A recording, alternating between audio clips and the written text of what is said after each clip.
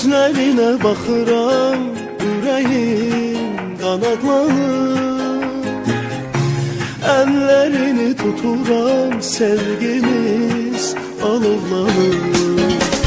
Sən oldu sevməsi, sən qəlbimin sarayında. Çaylar zümzüməsi, sən qanımsan damarında. Necə də gözəl sevib sevilmək bu yer üzündə. Birgə qurusaq sevgimizi mələklərinə. Aləm gözəl, həyat gözəl, sevənlərin gözlərində. Sevən ürək xoşbəxtlikdən uçar göylərdə.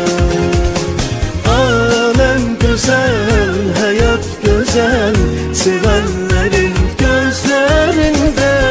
Sevən ürək xoşbəxtlikdən uçar göylərdə.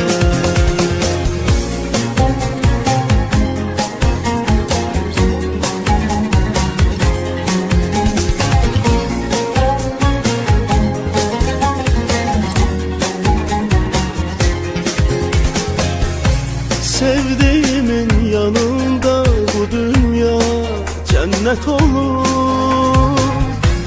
Dertleri unuturum, bu hayat nağıl olur. Gözlerine bakıram, yüreğim qanadlanır. Ellerini tuturam, sevgimiz alovlanır.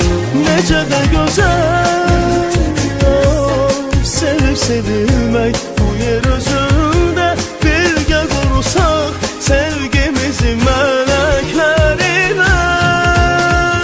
Aləm gözəl, həyat gözəl, sevənlərin gözlərində.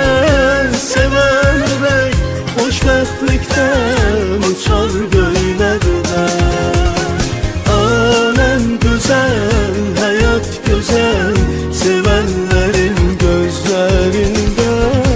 Sevən ürək xoşbəxtlikdən uçar göylərdə.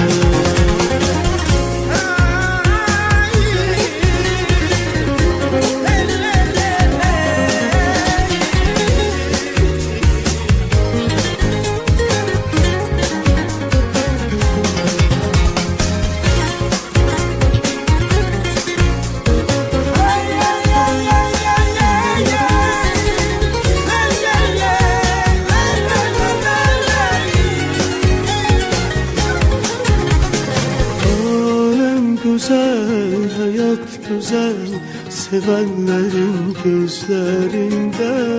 Seven ürək xoşbəxtlikdən uçar göylərdə. Aləm gözəl, hayat gözəl, sevenlerin gözlərində.